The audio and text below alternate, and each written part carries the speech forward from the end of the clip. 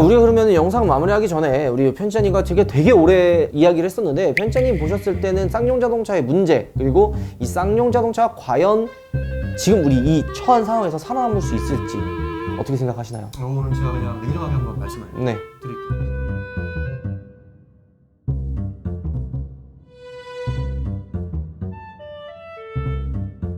우하, 여러분 안녕하세요, 한수입니다. 자, 새벽에 굉장히 핫한 뉴스가 하나 떴습니다. 바로 쌍용 자동차가 에디슨 모터스에 인수가 된다는 이야기가 뉴스로 바로 나왔는데요. 이걸 한 발 빠르게 여러분들께 어떤 일이 벌어지고 있는지, 어떤 상황이 펼쳐지고 있는지 여러분들께 빨리 상황을 전달해 드리기 위해 이렇게 나와 있습니다. 근데 옆에 아마 아시는 분들은 아실 거라고 생각이 듭니다. 좀 우리 채널에서는 좀 유쾌한 분들이 항상 많이 나왔는데요. 정보 전달이 필요할 것 같아서 이 바닥에서 유명한 분이시죠. 초대했습니다. 인사 한번 부탁드리겠습니다. 안녕하십니까, 박준영입니다. 오토포스트 현재 편집을 맡고 있는 박준영 PD입니다. 반갑습니다. 저 우파 푸른 하늘님 오늘 또 이렇게 귀한 자리 초대해 주셔가지고 네. 또 염치에 불구하고 감사하게 나왔습니다. 저 귀한 자리는 사실 아니죠. 이 뒤에 보면 알겠지만 여기는 저희 본진이 아니죠. 예. 사실 아침에 갑자기 쳐들어오셔가지고 준영 편집자님과 함께 이제 다양한 컨텐츠를 하려고 해요. 오늘은 좀 민감한 사안인 쌍용 자동차가 에디슨 모터스의 인수 합병 관련 이야기를 우리 편집자님과 함께 이야기해 보도록 하겠습니다.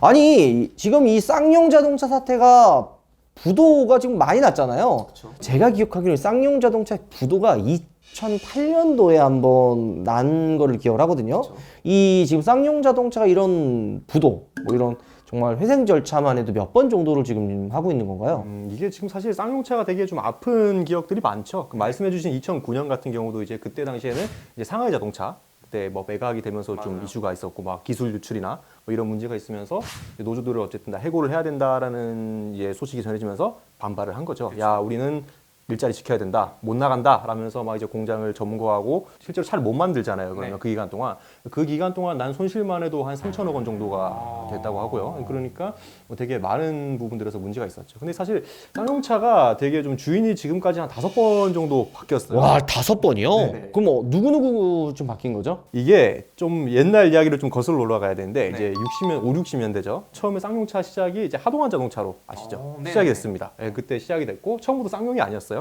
그러면서 이제 한 70년대, 80년대 넘어오면서 이제 신진 자동차 신진 자동차. 아시죠? 예. 옛날 딱 저 모르겠어요. 저는 그런 자동 좀 모르는데. 아니죠. 그 옛날 주식회사 거화라고 했었죠. 예. 고신진 자동차인데 이제 그걸 인수하면서 회사가 좀 더 커졌습니다. 동화 자동차로 바뀌었어요. 네. 동화 자동차가 됐고 그리고 이제 80년대 후반이 되면은 이제 그때부터 쌍용이 딱 등장합니다. 이제 쌍용 그룹이 갑자기 참여를 하면서 네. 이제 매각을 하게 되고 그때부터 이제 쌍용 자동차라는 이름이 탄생하게 되죠. 딱 88년에 우파님도 잘 아시는 코란도 헤미리. 어떻게 보면 갤로퍼가 되게 잘 나갔었는데 맞아요. 그거보다 코란도 헤미리가 원조였죠, 사실. 네. 다 그 각진 디자인의 뭐 코리안 지바겐이라고도 좀 하죠. 그 차가 이제 나오고 이제 나름의 또 잘 팔렸고 91년도부터는 이제 벤츠 기술을 실제로 받아가지고 뭐 이제 무쏘 같은 되게 명차 그리고 뭐 또 코란도 같은 차도 만들어냈고요. 이제 쌍용이 되게 전성기였죠, 그때가. 이제 근데 또 아시다시피 되게 안 좋은 사건이 또 우리 97년도에 저희가 외환위기를 겪으면서 또 이제 대우 자동차로 넘어가게 됐어요. 근데 그 대우를 또 넘어가자마자 1년 만에 대우가 또 파산을 합니다. 대우도 어쨌든 근데 망해버리고 결국 다시 쌍용 이제 채권단이 다시 쌍용을 이제 해가지고 운영을 했습니다. 그런 일을 겪었는데 그리고 이제 2001년에 쌍용이 또 오랜만에 좀 괜찮은 차를 하나 내놨어요. 그때 렉스턴. 렉스턴. 그거는 핫했죠? 진짜 명차였죠, 나름. 그쵸. 진짜 그 당시에 쌍용차의 그 SUV 명가라는 타이틀을 무쏘 이후로 저는 이어준 차라고 생각을 하거든요. 렉스턴 당시에는 되게 괜찮은 차였기 때문에. 저는 사실 쌍용이라고 생각하면 아직도 기억나는 게 그 액티언. 국산 SUV의 이제 쿠페형 SUV의 최초죠. 근데 국산뿐만이 아니라 그 당시에 나왔던 차들을 다 비교를 해본다면 해외에서도 쿠페 SUV라는 단어를 거의 쓰질 않았었어요. 자, 근데 어쨌든 이렇게 잘 가고 있다가 첫 번째 이제 또 부도가 나죠. 렉스턴이 성공하면서 되게 쌍용차가 또 잘 나갔어요. 네. 흑자 전환도 했고요. 2001년부터는. 그래서 쭉 잘 나가다 보니까 이제 다시 좀 매각할 곳을 찾은 거예요. 우리 되게 잘 나가니까 우리 좀 사서 더 키워주세요 하면서 어필을 한 거죠. 그러면서 이제 시장에 내놨는데 그때 당시 되게 입찰하는 회사가 많았어요. 지금 뭐 GM도 있었고 오. 르노 그룹까지 심지어 입찰을 했었어요. 그러다 보니까 그 당시에 뭐 이거 르노 삼성 쌍용차 되는 거 아니냐. 그쵸. 막 그런 말도 있었고. 근데 그때 당시 이제 중국 기업인 또 이게 좀 안타까운데, 가슴 아프죠. 예, 또 대박이 여러분들! 딥 캐치가 우파몰에 입점을 했는데요. 방울이 있는데 이 방울을 터치하면 돌아가요. 리필 킷을 보통 하나밖에 안 주거든요. 후타몰에서는 무려 3개나 준다고 합니다. 맛있어요. 딥 캐치. 그때 당시 이제 중국 기업인 또 이게 좀 안타까운데 가슴 또 상하이 자동차가 또 참전을 해가지고 그래서 쌍용차 노조분들이 되게 많이 반대를 했었어요. 첫 번째는 이 외국 기업으로 가면 우리 고용 보장이 안 된다. 그렇게 매각을 하고 상하이 자동차가 인수를 했지만 이 걱정했었던 우려했었던 상황이 벌어지고 말았죠. 그 기술만 쏙 빼고 버리는. 이 인수라면은 막 이제 새로운 신차를 만들어내야 되기 때문에 신차를 개발하러 막 개발비도 주고 신차도 뭐 하고 뭐 이렇게 만들어야 되는데 그런 거 하나 없이 기존에 있었던 기술력만 속속속속 빼먹고 이런 식으로 해가지고 계속 문제가 이제 잡음이 많았었어요. 맞습니다. 그게 사실 상하이 차가 진짜 이게 좀 나쁜 녀석들인 게 뭐냐면 실제로 인수를 해놓고 뭐 아무것도 안 했어요. 맞아요. 막 투자를 추가로 한 것도 아니고 거의 방치를 하다가 이제 야금야금 하나씩 빼가고 있었던 거죠. 그때 당시 제일 중요한 게 뭐였냐면은 쌍용차가 이제 국가 사업으로 좀 하이브리드 디젤, 뭐 하이브리드 기술이나 좀 디젤차 또는 미션 관련된 기술들을 되게 많이 보유하고 있었는데 네. 그걸 하나하나 이제 야금야금 하고 있었던 겁니다. 그러면서 이게 2009년에 들통이 났죠. 그렇죠. 네. 결국에는 이제 먹튀 논란이 되고 2009년에 일이 터지면서 다시 이 부도가 나고 상하이 자동차는 발 빼고 나 모르겠다 이러면서 도망갔었죠. 그렇죠. 또 도망가니까 이제 난리가 났었죠. 어쨌든 기업은 살려야 되고 회생을 해야 되는데 그러다 보니까 이제 또 법정 관리 절차에 들어가게 됐고요. 그 과정에서 이제 아까 저희 처음에 말했던 그 일명 쌍용차 사태, 이제 노조분들이 공장을 점거하고 이제 되게 좀 그런 폭력적인 일들도 있었고 좀 되게 비극적인 일들이 많았죠. 그 과정에서 그렇게 일들이 있었고 그 다음에 이제 좀 쌍용차에게 손을 내는 게 이제 다들 알고 계시는 마인드라입니다. 노조가 좀 반대를 했던 이 매각 수용 전제 조건이 좀 당시 화제였거든요. 이게 총 6가지가 있었는데 이 매각 과정에 좀 실질적인 참여를 보장해달라. 그리고 뭐 고용 보장 이런 게 있었고요. 그리고 중요한 게 독립 투명 경영을 보장하라는 거였고 이게 사실 되게 중요해요. 왜냐면은 말 그대로 경영에는 좀 간섭하지 말아달라는 거예요. 아무래도 좀 그러면은 당연히 뭔가 일이 생길 수 있으니까 그런 부분들이었고 또 제일 중요했던 게 약속 이행 장치 마련. 이게 되게 중요합니다. 아무리 상해기차 니네가 뭐 그래 무슨 회사인지 알겠고 그래도 혹시나라는 게 있으니까 하나의 좀 장치는 마련해 놓자. 우리 그래도 한번 좀 써놓자. 약간 이런 거였죠. 사업도 되게 많이 했어요. 이거 우리 이 조건 안 돼, 수용 안 되면 우리는 매각 반대한다 하면서 막 독자적으로 좀 막 그런 식으로 행동도 했었고 후에 실제로 이제 저희가 얘기했듯이 일들이 일어났죠. 그렇죠. 네. 자, 그러면은 이 실제로 상하이 자동차 이야기를 하니까 생각이 나는 게 2009년도쯤에 이제 파업을 하고 막 문제가 생겼었잖아요. 네. 제가 그걸 왜 기억을 하냐면 제가 그 당시 23살 정도 됐었어요. 처음으로 주식을 산 게 쌍용차를 샀거든요. 그때 사고 이틀 뒤에 정확히 거래 정지. 나락. 그렇죠. 나락. 말 그대로 나락이었어요. 그냥 눈 뜨고 거래 정지야. 이거 뭐지? 그래서 전화했어요. 이 거래가 안 되는데요. 그랬더니 그 거래 정지 그건 뭐예요? 막 이러고 있는데 정신 차려보니까 5분의 1 돼 있더라고요. 뭐 어쩔 수 없었죠. 뭐 거기에 이제 뉴스에 이거 막 쏠 때 저기 아직도 기억나 뉴스에 이렇게 딱 쐈는데 그 막 의경들이 정말 고생 많았어요. 그 중에 저기 제 동생이 저기서 방패 들고 막 이러고 있는데 안쓰럽더라고요. 키도 쪼개가지고 이러고. 자, 근데 이렇게 상하이 자동차가 이제 결국에는 이제 빤스런하고 이제 새로운 인수자가 나타났는데 새로운 인수자가 누구죠? 마인드라입니다. 다들 마인드라. 아시는 인도의 그 마인드라 그룹. 어. 사실 이 친구들은 어떻게 보면 되게 안타까워요. 그렇죠. 뭐냐면은 당시 이제 아무래도 쌍용차는 그 사태를 한번 겪었으니까 처음에는 분명히 이게 긴가민가 했을 거예요. 이게 그래도 중국 기업은 아니지만 인도 기업에 우리가 이걸 매각하는 게 맞을까? 그렇죠. 그렇게 매력적이지가 않았던 거죠. 뭐 현대 기아도 뭐 사실 크게 와닿지도 않았고 다른 기업에서는 이렇게 손 내밀지 않았기 때문에 울며 겨자 먹기로 결국에는 인도 마인드라에 판매가 됐는데 당시에도 그런 얘기 나왔어요. 마인드라 회장님이 내한까지 해가지고 이거 진짜 우리 열심히 해보겠다. 우린 상하이 자동차랑 다르다. 이런 걸 굉장히 어필을 했는데 실제 투자도 꽤 많이 했다고 하는데 맞나요? 맞아요. 되게 처음에 쌍용차 인수할 때 이제 인수할 때 쓰는 비용이랑 뭐 유상증자랑 포함하면 거의 한 7천에서 8천억 정도를 투자를 했습니다. 그래서 마인드라 같은 경우에 이후에도 계속 좀 지속적으로 쌍용차에 신경을 쓰고 있다는 것을 계속 어필을 했죠. 네. 그러면서 이제 2015년에 이제 티볼리가 맞아요. 나오면서 또 대박을 쳤습니다. 진짜 대박 쳤어요. 진짜. 네. 그때 당시 되게 센세이션했죠, 티볼리가. 근데 그 차가 사실 진짜 양날의 검 같은 차가 돼버렸죠. 그렇죠. 너무 성공하고 정확하시네요. 네, 너무 성공하고 좋았는데 네.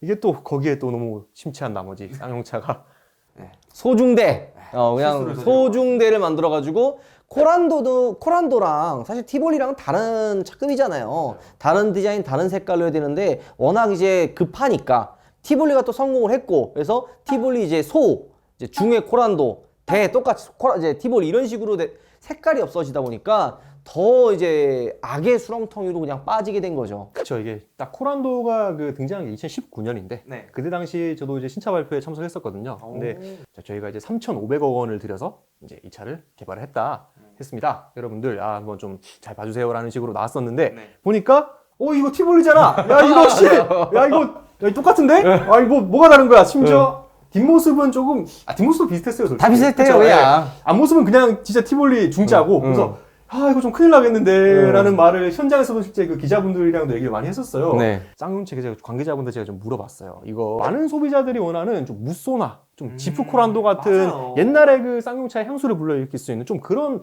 마초 같은 성향을 가진 그런 차 안 나오냐. 코란도가 사실 이렇게 티볼리가 되는 것보다는 좀 그런 옛날의 이미지를 가져가는 게 쌍용차로서는 좀 더 좋지 않겠냐라고 제가 질문을 드렸는데 그때 당시 제가 답을 받은 게 그거였어요. 저희도 내부적으로 물론 그런 거를 검토하지 않은 것은 아니지만 지금 어쨌든 쌍용차가 그때 당시에도 상황이 좋진 않았잖아요. 맞아요. 계속 어쨌든 실적을 올렸어야 되는 상황이고 그러다 보니까 어쨌든 티볼리가 좀 지금 대박이 났고 그러면 이제 이거를 좀 계승을 해서 지금 도시명 SUV가 시장의 대세이기도 하니까 우리는 그러면 이쪽으로 좀 더 공략을 해서 일단 지금 당장은 실적을 올리는 게 우선이다. 맞아요. 물론 좀 지프 코란도 같은 게 좋긴 하지만 되게 그게 우리 입장에서는 약간의 좀 챌린지다. 왜냐면은 사실 그 정통 SUV 하지만 이게 사람들이 또 실제 반응과 수요는 또 다르잖아요. 다르니까. 매니아 분들만 좋아하지 않을까라는 그런 걱정에서 그쵸. 좀 보수적으로 접근을 한 거죠. 그렇죠. 이제 리스크가 아무래도 있다 보니까 그 부분에서는 이제 시장의 대세인 좀 도시명 SUV 그쪽으로 전략을 택한 거죠. 근데 사실 그게 결론적으로 이제 지나고 하는 얘기지만 악수였던 거고. 되게 악수였죠. 맞아. 이게 이제 또 쌍용차 좀 관계자분들 여쭤봤던 얘기가 뭐냐면 이게 그 말씀을 하시더라고요. 티볼리가 이렇게 성공을 했는데 사실 우리 회사에 크게 도움이 되진 않았다. 왜 그러냐면은 회사는 좀 큰 차를 크고 비싼 차를 많이 팔아야 이게 도움이 되지 맞아요. 작은 소형차를 팔아도 사실 마진이 많이 안 남는다는 거예요. 그러니까 티볼리를 되게 많이 팔고 물론 그로 인해서 실적은 올라갔지만 실질적인 회사에 도움이 크게는 되지 않았다는 거예요. 그래서 이게 2017년에 나온 게 G4 렉스턴이었잖아요. 사실 그래서 쌍용차가 이 G4 렉스턴에 좀 더 사실 사활을 걸었었어요. 왜냐하면 이 차가 우린 무조건 성공해야 된다. 우리는 이 차가 성공을 해야 이제 좀 더 발판을 마련할 수 있고 왜냐면은 자동차 회사가 돌아가는 사이클이 처음에 자본이 있고 그 자본을 들여서 막 몇천억 원을 들여가지고 천문학적인 금을 들여서 신차 개발을 하잖아요. 네. 그럼 그 차를 출시하면은 어쨌든 그 차가 팔리면서 또 돈을 벌어오는 거고 그렇죠. 그럼 벌어들인 돈을 다시고 또 신차 개발을 하는 거고 이렇게 사이클이 계속 돌아가는 거거든요. 근데 쌍용차 같은 경우는 문제가 뭐를 만들어놔서 내놨는데 이게 안 된다. 큰일 났다 이러면 이게 안 되고 그러면은 또 그러면 이걸 해봐야지 하면서 이걸 내놨는데 이게 또 안 되고 이게 뭐냐면은 이제 카이런 딱 액티언 때죠. 카이런 액션. 무소속으로 카이런이 나왔는데 그것도 되게 야심차게 내놓은 차인데 그때 막 한창 뭐 디자인 얘기부터 시작해서 그 방패 막 이러면서 이게 얘기 뭐냐? 이게 뭐냐 하면서 어쨌든 결론적으로 또 폭망을 했죠. 그러니까 카이런으로 돈을 못 벌었어요. 어쨌든 그러면 이제 야 큰일 났다 이거 우리 어떡하냐. 그 뒤로 이제 막 액티언이 어쨌든 또 실패를 했잖아요. 맞아요. 그러니까 쌍용차가 사실 내놓는 차마다 티볼 빼고는 다 실패를 했어요. 그러니까 이게 순환이 안 되는 거죠. 큰 돈을 들여서 차량 개발을 했는데 회수를 못하고 그대로 망해버리니까 맞습니다. 결국에는 악순환이 계속됐었죠. 돈은 들어갔는데 차는 안 팔리고 또 돈은 들어갔는데 차는 안 팔리고 계속 적자만 보다가 이 사태까지 일어난 거라고 생각하면 되겠네요. 맞아요. 그래서 저는 이게 어느 정도는 이게 뭐 경영진 입장을 좀 이해를 해보려고 그런 관점으로 좀 접근을 해보면은 이게 보수적으로 접근할 수밖에 없었던 게 그 전에 내놨던 차가 티볼리 이전에 내놨던 차들이 다 망했잖아요. 그렇죠. 근데 티볼리 하나가 지금 딱 뜬 거죠, 그렇죠? 그러면 이제 경영진들의 입장을 좀 생각을 해보면은 이게 먹히는구나.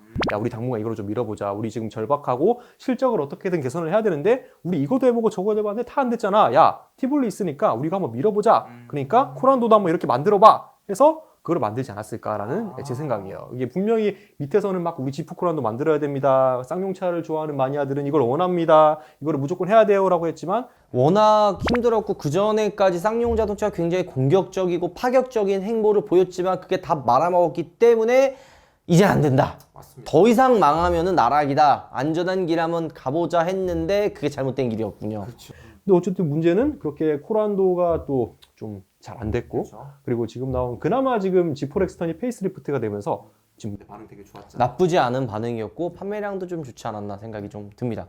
그리고 지금 이게 쌍용차가 자본 대비 부채 비율이 이거 심각합니다. 말도 안 되는 수준이에요. 도대체 얼마나? 이게 진짜 작년까지 수치가 딱 700% 정도였거든요. 700%. 사실 700%도 말이 안 되는 수치죠. 근데 1년 만에 거의 2배가 됐어요. 지금 뭐 1,500몇 %까지 지금 이게 진짜 웃고 넘길 일이 아닌 게 자본 잠식률도 지금 100%를 넘었죠. 그렇죠. 이게 뭐냐면은 쌍용차가 뭐 가진 공장 부지랑 막 모든 것들 있잖아요. 다 팔아도 빚 다 못 갚는다는 거예요. 그렇죠. 이건 진짜 말 그대로 냉정하게 따지자면 진짜 회사 망한 거잖아요, 사실. 그죠. 쌍용 자동차가 지금 보유 있는 뭐 기술력도 없고 디자인도 옛날 거에 뭐 변속기 뭐 아무것도 없잖아요. 이렇게 없죠. 전기차로 전환을 해야 되는데 그 코란도 이모션 보셨어요?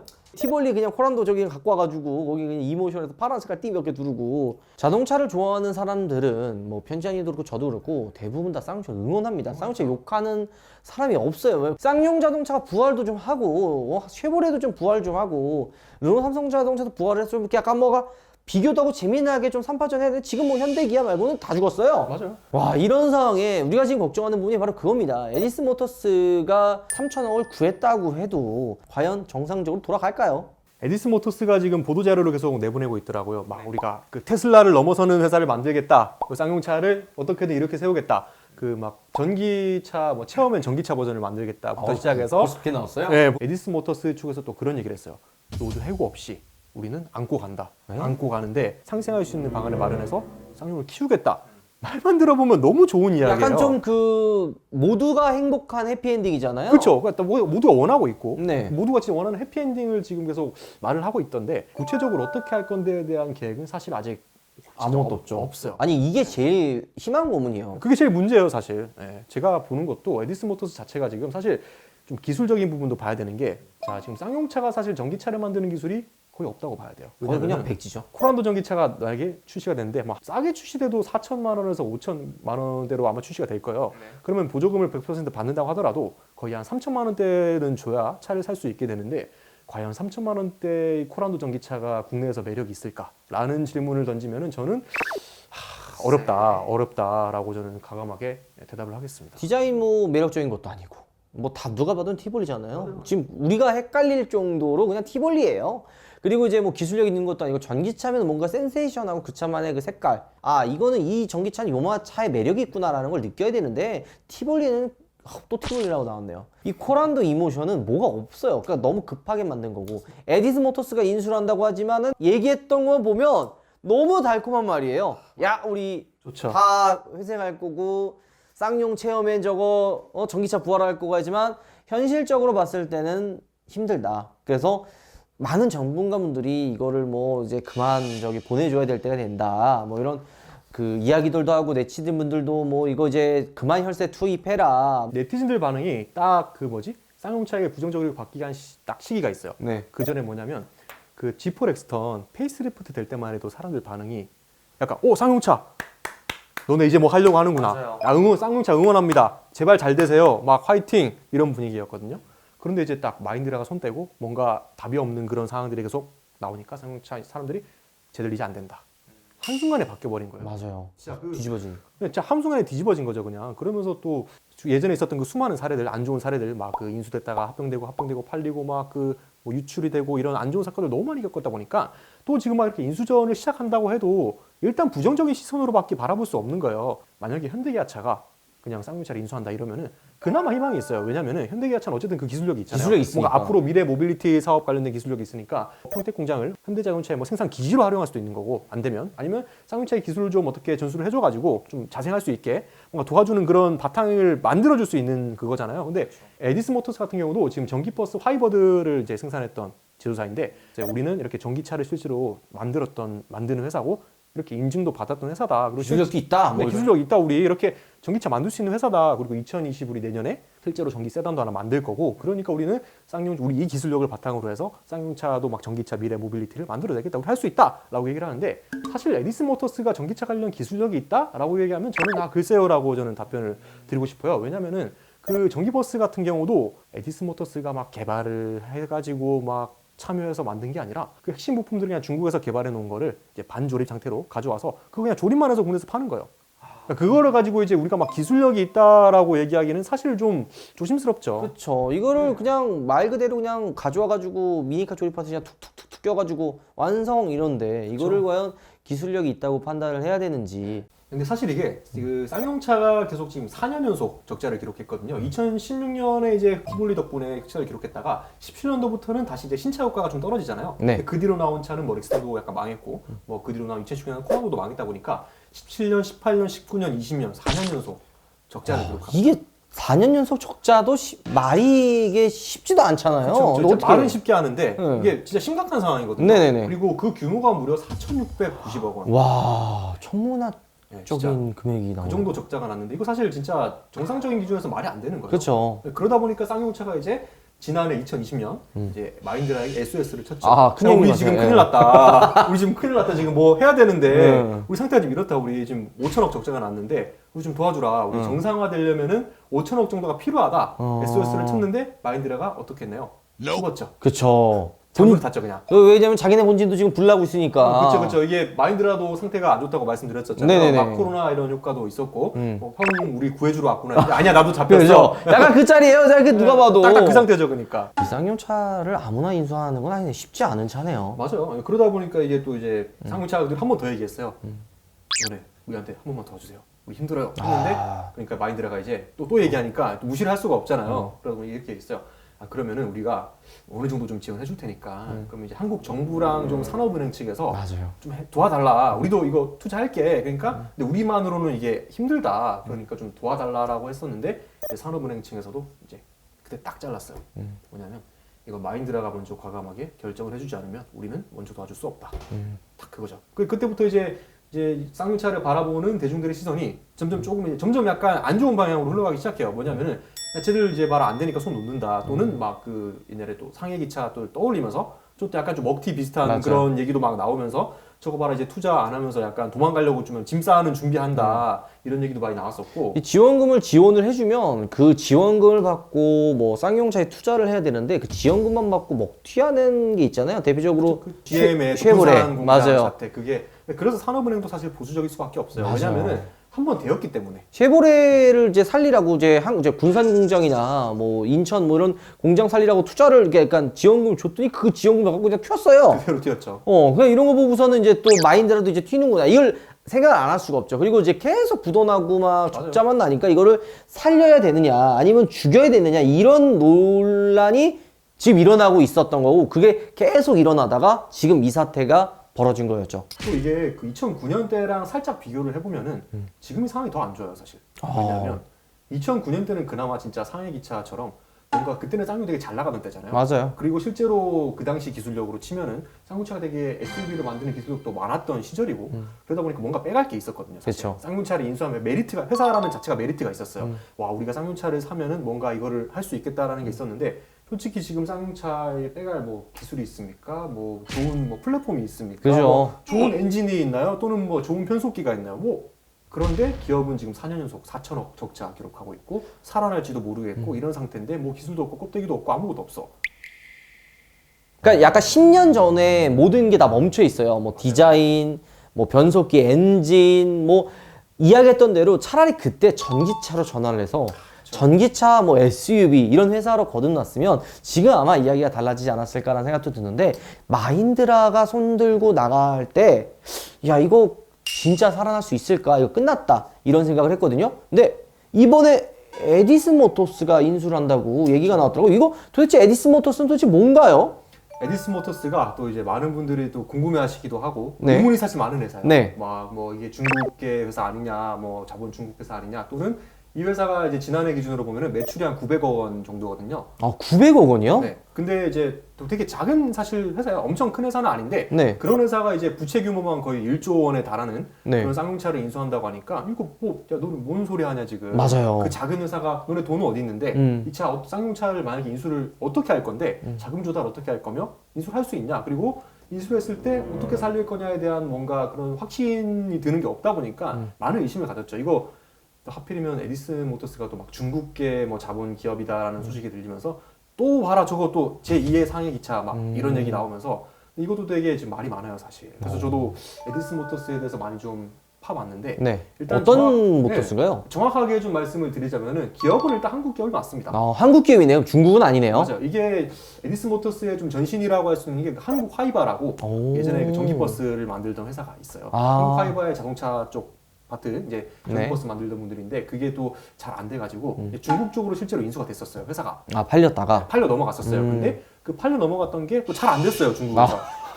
자꾸 뭔가 잘 안 되는 얘기를 그죠. 하는데 좀 좋은 얘기를 하고 싶은데 잘 안 됐어요. 네. 그래서 이 에디슨 모터스가 이걸 다시 인수해온 거예요. 아. 중국 거를 우리가 사온 거예요. 한국으로 인수해서 지금 한국 기업이 됐어요. 어쨌든. 저 솔직히 얘기를 하면 이 에디슨 모터스가 저는 인수한다고 막 이야기가 나왔을 때 아, 저거 무슨 그냥 저기 그냥 립 서비스다. 그냥 자기네들 그 브랜드 가치 높이려고. 알리려고. 네, 그러려고 그냥 하는 거다. 근데 지금 본 입찰까지 됐고 거의 뉴스에서는 최종 단계까지 다 왔다. 심지어 그 저희 촬영 기준으로 어제 뉴스가 떴잖아요. 네. 그럼 거의 막 본입찰 성공했고 에디슨 모터스가 사실상 지금 거의 인수하는 걸로 그쵸. 지금 얘기가 나왔어요. 근데 뉴스 기사에서는 자꾸 지금 그 에디슨 모터스라는 이름만 나오고 있거든요. 네. 근데 에디슨 모터스만 인수하는 게 아니에요. 그러면요? 딱 컨소시엄을 형성해가지고 그 외에 이제 외부 투자자들이 있어요. 아, 투자자들이 따로 있구나. 바꾼 거죠. 네. KCGI라고 되게 유명한 또 회사가 있거든요. 네. 그 회사가 이제 사모펀드로 스모펀드. 아하. 사모펀드라는 단어를 들으니까 딱 들으니까 또 뭔가 좀 이제 느낌이 좀 이상하죠. 네. 또 그 외에 투자자를 몇 곳이 또 모였고 에디슨 모터스가 세미시스코라고 전기차 만드는 업체 아시죠? 알아요. 네, 그 업체도 올해 5월에 인수를 했거든요. 아. 그래서 세미시스코에서도 자금 어느 정도 조달하고 우리 에디슨 모터스 자체 자금도 조달하고 외부 투자도 받아서 우리가 이렇게 사모펀드 포함해서 이만큼 우리 모으면은 이 정도 우리 돈을 만들 수 있다. 그렇게 인수를 한 거예요. 쉽게 말하면은 쌍용차 이제 인수하려고 하나의 팀을 만든 거죠. 근데 이게 그렇게 팀을 모아도 여유롭게 이게 하는 건 아니잖아요. 근데 지금까지 우리가 뒤돌아보면 쌍용 자동차를 인수했던 기업들이 절대 작은 기업이 아니거든요. 맞아요. 글로벌한 기업들이 인수를 해서 뛰어들었는데도 두 손 두 번 들고 이거 도저히 안 된다. 진짜 돈 먹는 기회거든요. 지금도 뭐 한 해 엄청난 적자를 지금 보고 있는데 이게 인수 비용만 들어간다고 끝나는 게 아니고 정상화를 하려면은 이야기했던 대로 3천억이든 5천억이든 더 들어가야 되는데 지금 그 비용은 어떻게 충당이 될까요? 자, 그러면 이게 지금 우리가 그 에디슨 모터스가 이렇게 쌍용 자동차를 살리겠다. 와, 나 지금 우리가 힘내겠다. 이런 거에 우리가 고춧가루를 뿌리는 것처럼 보일 수가 있는데 이게 조심스럽게 접근을 해야 되는 게 막연히 그냥 행복회로만 돌리기에는 되게 위험해요. 이게 사례들이 몇 개 있다고 저희가 지금 많이 봤잖아요. 뭐 상하이 자동차, 마인드라 봤는데 지금 에디슨 모터스라고 잘 될 거라는 보장도 없고 뭐 비슷한 사례들도 좀 있다고 그러던데. 네, 이번에 사실 인수전에 참여한 업체 중에 그 HAH 오토모티브라고 네. 일명 하라고 네, 하죠. 하. 자, 한숨 나옵니다. 자 한숨 나오는 애들인데 이거 제가 뭐 영상으로도 다뤄드렸었는데 네. 이 친구들이 어느 날 갑자기 그 미국에 있는 되게 작은 그냥 규모의 회사예요. 그쪽에서도 이제 중국 자본이 투입된 네. 그 회사인데 이제 중국의 체리 자동차 연관이 돼 있는 회사인데 체리 자동차를 이제 미국으로 가져와서 우리가 이걸 팔겠다라고 엄청 막 그렇게 했던 애들인데 갑자기 우리가 쌍용차를 인수하겠다고 참여를 합니다. 우리가 이거 인수할게요. 우리 돈 많아요 하면서 와 우리 쌍용차 살 수 있고 막 자금 조달해가지고 하겠습니다 했는데 그 당시 사람들 반응이 뭐였냐면 뭐냐 저거 쟤들 그 똑같았어요. 상황이 비슷한 게 매출 얼마 나오지도 않는 회사고 막 미국 내에 뭐 딜러망 구축해서 판다는데 찾아보니까 딜러망 몇 개 있지도 않고 그렇죠. 매출 규모를 보니까 어느 정도였냐면 현대자동차 한 대리점 있잖아요. 한 대리점의 1년 매출 수준이에요 그냥. 와. 말도 안 되는 거죠. 그렇죠. 그 회사가 갑자기 쌍용차 인수하겠다 나왔는데 그 사람들이 말도 안 저것도 분명히 저 먹튀하려고 한다. 쟤들 약간 망할 것 같으니까 잠깐 쌍용차 인수한다고 해서 단물 빨아먹으려고 먹튀하려고 하는 애들이라는 말이 많았는데 얘들이 어느 날 이 차를 포기했거든요. 뭐 와서 실사까지 했어요. 심지어 쌍용차 와서 뭐 실사하고 뭔가 되게 인수할 것처럼 얘기하다가 어느 날 다시 그냥 빠이빠이 하고 넘어갔거든요. 근데 그러고 좀 있다 보니까 갑자기 하가 파산했다. 뉴스가 떴어요. 그러니까 사람들이 이제 난리가 났죠. 그쵸. 저 땡땡들 저 봐라 저 먹튀하려고 했네 저 새끼들 하면서 막 이렇게 난리가 났었는데 더 놀라운 게 여기서 끝났으면 그냥 그 하나의 에피소드로 끝나는데 얘들이 갑자기 그 망한 회사가 갑자기 회장이 나와가지고 갑자기 카디널 원모터스라고 이름을 바꿔가지고 네. 또 입찰에 참여했습니다. 아, 또 살게요. 우리 아. 우리 하 아니고 이제 카디널 원모터스라고 뭐 새로 만들었는데 우리 이제 이거 만들어가지고 우리 쌍용 인수해서 우리가 이제 쌍용차를 미국에 똑같은 얘기하는 거죠. 가져다가 팔겠다. 너네 미국 진출 도와줄게. 우리 팔아라 하고 했는데 당연히 씨알도 안 먹혔죠. 그렇죠. 하도 많이 당하니까 내성이 또 있으니까. 그렇죠. 그러니까 실제로 입찰에 막 그런 회사들이 막 뛰어들고 있으니까 또 부정적으로 바라볼 수밖에 없는 거예요. 그리고 막 실체 없는 회사들도 지금 많이 뛰어들고 있고. 그쵸. 그리고 이번에 그 본입찰까지 뛰어들었던 회사 중에서 SM그룹도 지금 되게 이슈였잖아요. 근데 그쵸. SM그룹은 손을 뗐는데 이게 사실 또 SM그룹 이전에 그 미국 인디비라는 회사도 있는데 이 회사는 뭐 그냥 뭐 적은 금액 한 1,000억 원 정도를 입찰했다가 그냥 뭐 취소했죠. 그냥 바로 빠졌고 발뺀 그룹 중에 하나가 또 SM 그룹이 되게 이슈가 됐었어요. 그쵸. 그 기업 같은 경우는 실제로 쌍용차를 예전에 막 인수하려고 의지도 많이 보였던 기업이고 그래서 또 나름 탄탄한 진짜 기업이거든요. 제기업계 중에 또 알아주는 기업이라서. 근데 최근에 이제 SM그룹은 이제 본입찰에서 손을 뗀다라고 발표를 했죠. 안타깝네요. 근데 그 발표 내용이 또 되게 인상적이었던 게 하나 있어요. 뭐냐면 네. 45일간 쌍용차 실사를 거쳤는데 정상화 계획을 한번 우리가 들어보니까 그 친환경차 중심으로 빠르게 옮겨가는 뭐 글로벌 자동차 산업의 트렌드랑 좀 다소 괴리가 좀 있을 수 있다고 판단했다라고 밝혔거든요. 이게 되게 사실 진짜 정중하게 엄청 신사적으로 얘기를 한 건데 이게 뭘 의미하는 거냐면 쌍용차 우리가 실제로 파보니까 얘는 준비 하나도 안 돼 있더라. 미래 산업에 대한 준비가 하나도 안 돼 있더라. 얘들 뭐 아직도 막 뭐 디젤 뭐 이런 거 얘기하고 있고 우리 미래 산업 막 전기차 이런 거 해야 되는데 그거에 대한 준비가 아예 안 돼 있어서 우리는 이걸 도저히 살릴 우리 힘들다. 도저히 이거를 안 되겠다고 판단한 거죠 실제로. 그런데 이걸 되게 적나라한 내용인데 이걸 되게 진짜 돌려서 엄청 순화해서 표현을 해준 거예요. 그러니까 이제 실제로 그런 뭔가 실체가 있는 기업들은 손을 뗐고 이제 나머지 기업들이 경쟁을 하는데 이제 에디슨 모터스가 어쨌든 지금 거의 본입찰을 거의 성공하는 분위기라서 인수를 하게 된 거의 인수 사실화 됐잖아요. 그렇죠. 사실화가 됐죠. 뉴스까지도 나왔는데 말이 좀 우리가 길었는데 이전 사례들을 둘러보면은 순탄치가 않았잖아요. 그래서 좀 약간 의심의 눈초리로 지금 바라보고 있고 과연 이게 살아날 수 있을까 이런 마음이 굉장히 큽니다. 뭐 에디슨 모터스가 진짜 이야기했던 대로 뭐 기술력도 있고 자본도 탄탄해서 체어맨 얼마나 좋아요. 그쵸. 전기차 아니, 뭐 누구나 구하라길 바라고 그럼요. 있잖아요. 뭐 J100, 뭐 KR100이라든지 정말 매력적인 차들 많이 만들어가지고 소비자들의 선택할 수 있는 그런 좀 선택 폭이 넓어졌으면 좋겠지만 또 이게 부활을 한다고 또 지원이 들어가고 혈세가 들어가고 뭐 이런 부분에 있어서 소비자들, 일반 분들의 보는 시각이 좋지 않은 것도 사실이긴 하죠. 문제가 그거예요. 진짜 쌍용차가 과연 매력적인 차를 이제 만들어낼 수 있는 회사일까? 네. 이거를 진짜 진지하게 고민해봐야 됩니다. 자, 우리가 그러면 영상 마무리하기 전에 우리 편집자님과 되게 오래 이야기를 했었는데 편집자님 보셨을 때는 쌍용 자동차의 문제 그리고 이 쌍용 자동차가 과연 지금 우리 이 처한 상황에서 살아남을 수 있을지 어떻게 생각하시나요? 이거는 제가 그냥 냉정하게 한번 말씀을 네, 드릴게요. 진짜 이거 제 생각입니다. 네. 첫 번째는 방금 말씀드렸다시피 매력적인 차를 만들 수 있느냐 이거거든요. 그렇죠. 근데 이거를 잘 봐야 돼요. 사실 쌍용차가 지금 하려면은 티볼리가 왜 성공했습니까? 왜 성공했을까요, 티볼리가? 저는 틈새 시장을 제대로 노렸다고 생각을 하거든요. 정확합니다. 네. 제가 그 얘기를 자주 했었는데 현대기아차가 지금 독과점 시장이잖아요. 그죠. 근데 현대기아차가 안 하고 있는 시장을 잘 찾아보면 있거든요. 네, 그거를 잘 파고든 거예요, 쌍용차가. 당시 소형 SUV 시장을 뭐 그렇게 선택지가 없었어요. 막 쉐보레 트렉스랑 뭐 르노 삼성 QM3 이런 거밖에 없었거든요. 근데 거기에 이제 티볼리라는 그때 코나도 없었어요. 맞아요. 코나도 안 만들었었어요. 코나가 티볼리 보고 이제 생긴 거잖아요. 그죠. 딱 그래서 쌍용차가 틈새정원에 성공한 거잖아요. 그런 차가 있었어야 되는데 그러다 보니까 자주 나온 말이 이제 막 그 작은 경차 SUV 같은 거 막 솔직히 짐니 같은 거 있잖아요. 그 막 미니 지바겐이라고 불리는 뭐 그런 짐니 같은 거를 쌍용차가 되게 멋있게 만들어서 내놔야 되지 않겠냐. 그리고 현대차가 지금 하지 않고 있는 시장 뭐 모하비가 프레임 SUV 모하비가 있긴 합니다만 솔직히 너무 오래됐잖아요. 그죠. 사고의 끝판왕이다 보니까 그런 거 말고 쌍용차가 좀 제대로 너네 오프로드 잘 하니까 정통 SUV 하나 멋진 거 하나 만들어주면은 좀 틈새 공략이 되지 않겠냐 이런 얘기도 나오는데 아직도 현실이고 싶지 않은 게 저는 좀 어렵다고 봐요. 왜냐면 현대기아차가 이제는 그 빈틈마저도 너무 탄탄하게 채워버렸어요. 맞아요. 경영 SUV 최근에 캐스퍼 나왔죠.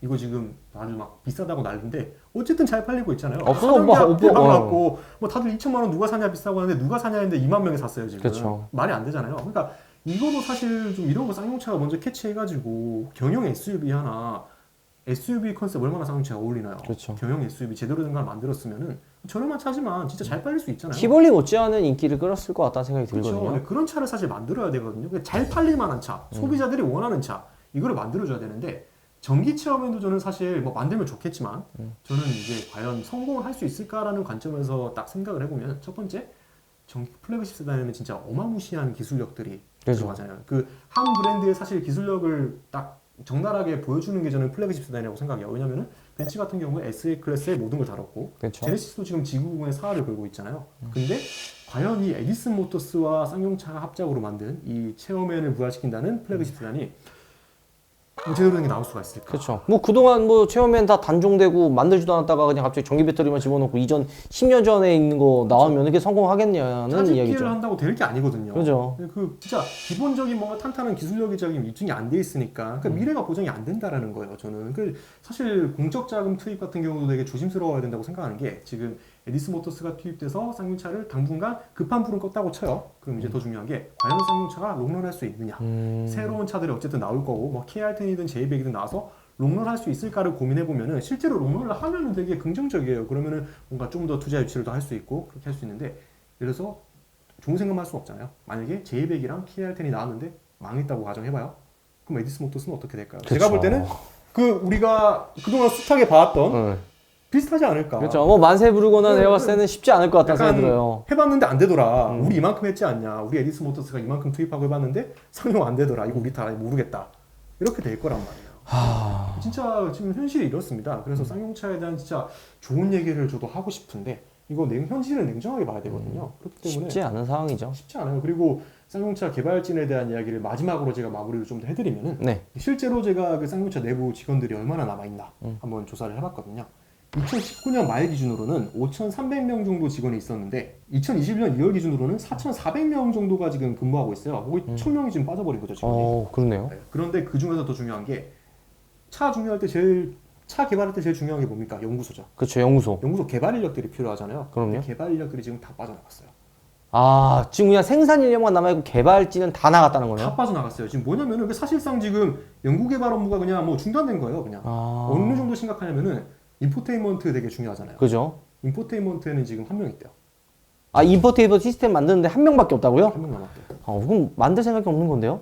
뭐 만들 생각 있어도 못 만들죠. 그렇죠. 어떻게 한 명이 다 만들어요? 어떻게 할 거예요? 그러니까 이게 회사 상태가 이렇다는 거예요. 지금 이게 현실을 냉철하게 봐야 된다고 하는 게 회사가 일어날 수 있냐라는 질문을 던졌을 때 이러이러한 이유 때문에 이렇게 하면은 얘들이 가능성이 있지 않겠냐라는 뭔가 답이 나와야 되는데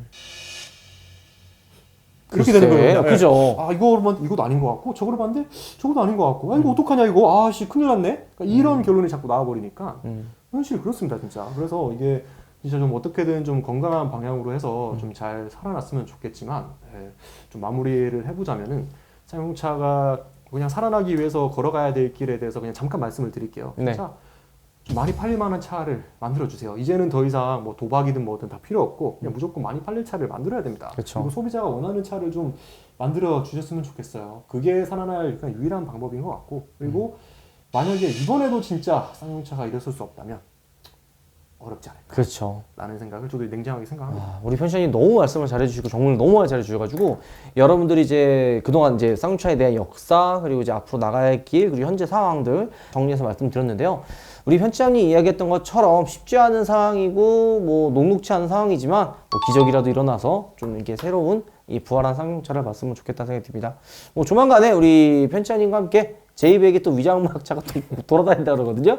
뭐 또 한번 우리 편집장님과 함께 찍어보도록 하겠습니다. 그 차 포착되면 저 불러주세요. 나오실 생각 있으신 거죠? 바로 저희 달려가겠습니다. 평택입니다. 달려가겠습니다. 예, 예. 평택 J100이면 달려가야죠. 예, 예. 바로 달려가야죠. 뭐 새벽이든 불러주시면. 과연 어떻게 진짜 만들지 한번 같이 한번 찍어보도록 하겠습니다. 자, 오늘 너무 고생 많으셨고요. 영상 마무리 전에 우리 구독자분들에게 한마디 인사 한번 좀 해주십시오. 네, 오늘 이렇게 또 우리 우파님께서 너무 좋은 자리 만들어 주셔가지고 제가 이렇게 나오게 됐는데 저도 이렇게 나와서 떠드니까 좀 새롭기도 하고 왜냐면 또 저희 영상이면 사실 마음대로 떠들어도 그렇죠. 욕먹고 그냥 끝나면 되는데 또 남의 집에 와서 민폐를 끼치면 안 되니까 좀 부담도 됐어요 사실. 너무 부담스러웠는데 되게 또 리딩을 잘 해주셔가지고 덕분에 진짜 저도 즐거운 얘기하다 간 것 같습니다. 아마 이제 조만간 업로드 되겠지만 우리 오토포스트 채널 가서 저도 이제 합방을 했거든요. 쉽지 않습니다. 이게 용기 내서 우리 편집장님이 나와주셨으니까 여러분들 그 질타의 목소리보다는 그 응원의 메시지 하나씩 좀 달아주시면 좋을 것 같다는 생각이 듭니다. 조만간에 또 새로운 컨텐츠도 이제 같이 할 거니까 그 부분도 기대해 주시고요. 영상 마무리하도록 하겠습니다. 여러분들 들어가겠습니다. 감사합니다. 저도 뭐 인사 저희 우파 프로널 TV의 특유 인사품 저도 한번 같이 하겠습니다. 네네. 그러면 같이 하도록 하겠습니다. 이쁘게 봐주십시오. 여러분들 들어가겠습니다. 오바 감사합니다. 되게 재밌는 게 뭐냐면요. 영상이 업로드가 되면은 한 2분 정도가 지났어요. 네. 그럼 영상이 한 예를 들어서 15분짜리 인터뷰라고 가정하면 이제 2분이 지났어요. 네. 상식적으로 2배속으로 보더라도 내용을 다 볼 수가 없잖아요. 그렇죠. 벌써 댓글이 한 10개 달리거든요. 근데 뭐냐면은 막 흉기 맞아요. 뭐 흉기차 뭐 이놈 뭐 땡땡들 막 이런 게 많은데 그 소위 요즘 말하는 그 막 무지성이라고들 하죠. 네. 그런 게 많긴 했는데 사실 이게 되게 중요한 게 그거예요. 저희 채널에도 제가 자주 말씀을 드리는 건데 뭐 현대나 기아냐 뭐 수입차가 잘못됐냐 제조사가 중요한 게 아니라 왜 도대체 이런